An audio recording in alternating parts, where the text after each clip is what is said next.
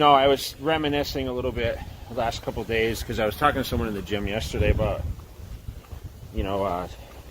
contests, and they were asking me when the Olympia was going to be, where it was going to be.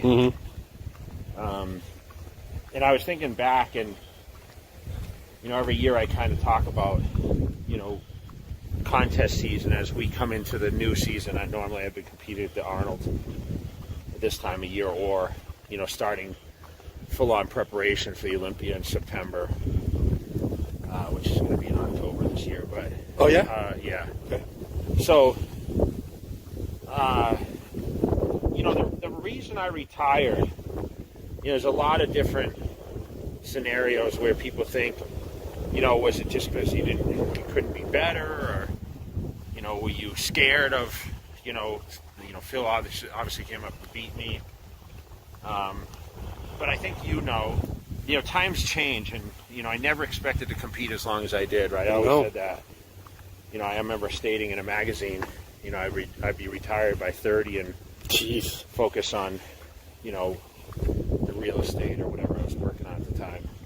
That's early. And my career really started to flourish from 30, 31, 32, 33, 34, 35. I won the Olympia at 33. And back in when I started training in 92, every guy competing was young. Except for like Albert Beckles. I think he was like one of the... He's an exception. There was a couple of guys maybe, but everyone was in their 20s. Like in their 20s, early 30s. And, remember Haney retired at 31. So, yeah. Like there was that... I had a game plan to be similar to like professional sports where, you don't necessarily play into or participate into your 30s. And I think bodybuilding kind of shifted.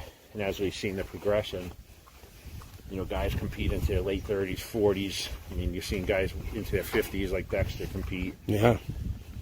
And he's not the only one. I mean, there's a lot of guys in their 40s right now that are still competitive and still have vision of being better, right? Well, Roden won the Olympia past 40. Yeah, 40. I think it was 43. Yeah. So, the truth is, I retired pretty much because I lost the enthusiasm. I lost the enthusiasm to wake up every day with that one mindset to be the best on a bodybuilding stage. And I think even prior to losing the title, the second time, because I did lose it in, 08, I feel that, as much as I love the training and I love the ambassadorship of traveling and going to the events, I wasn't as exciting about competing. I said I never truly had a love for competing.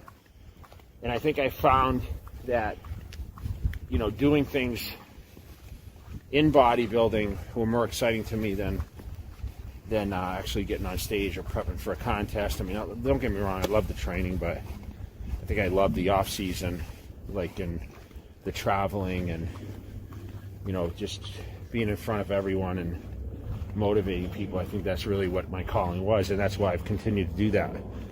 And I was really scared. I mean, at 30, I remember sitting there being like, man, I can't believe I'm 30. And then, hitting 40, I kind of took that in stride. I was like, man, 40 is so much better than 30. I can honestly say, like, between 40 and 47 now, like, have been the best years ever. And that would probably surprise a lot of people because what's the pinnacle of someone's life, right? Mm-hmm. And I haven't won championships into my 40s. Obviously I've been successful in other areas of my life, and successful in a lot of ways. People view it different, whether they think it's achieving certain goals or, being a family person, or, some people look at financial, but, like I always mention, financial is something that I don't really put a lot of value on as much these days, because I'm comfortable, right? And I think, that's the key to life, is kind of be comfortable, although there's a lot of things I still want to do. So that's really, I think, when you lose the passion on something you do, and that doesn't mean, I quit bodybuilding, because as you know, I train more than ever now. And I just don't feel like getting on stages. I have a lot of respect for those guys that continue to wake up, man, and have that passion. You know, I always mention the full-time bodybuilding thing. Yeah. And, like, it requires a lot, man. A lot. But let me ask you something. As you're talking about that, it just pops in my head. Do you feel like becoming so financially successful hindered your passion that took over bodybuilding and competing, maybe? Like you kind of flipped in a way. Yeah, I mean, definitely, you know, I think no matter what you say, you know, things become more relevant in your life, and you say, okay, you know, the risk versus the reward, or, you know, you're spending all this money to train for a contest that necessarily doesn't pay that much, and you're spending all the money throughout the year to basically use up your prize money. The truth is today it's all shifted where no one's running and beating down anyone's door offering them paychecks necessarily. 290 pounds at my biggest, 300 pounds. I mean, when I walked in the room, people took notice. People say, why do you want to be that big? And truthfully, I wanted to be that big because I wanted to be competitive, not because I truly, like, I wasn't one of these guys like, oh, I want to hit 300 pounds. It wasn't my goal.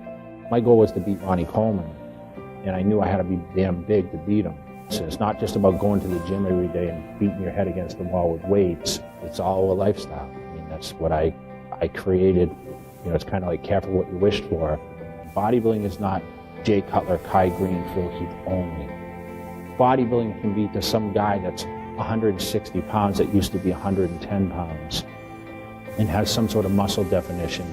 Just living my life, like I'm going on vacations and I'm spending more time with my family and my friends, and I can honestly say I'm retired, but I'm still working because I'm doing what I love to do. I created a great life.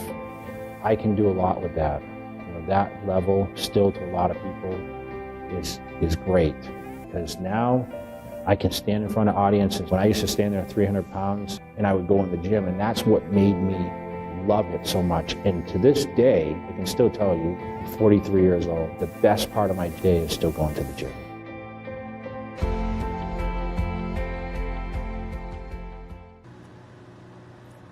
I eat about 200 grams of protein a day now, which sounds like a little compared to what I used to eat. No, I don't want to come back to Olympia. Maybe they'll give out trophies. Yeah. They'll give out awards. I only weigh about 240 now, so listen, it's always been about making the money and taking care of the body at the same time. I mean, people think that to be Mr. Olympia, I had to take a ton of drugs and, you know, and ruin my body. But the truth is I really didn't have to, you know, do what I think a lot of people have to do, because I was big when I was a teenager. And I got into bodybuilding because I was good at it.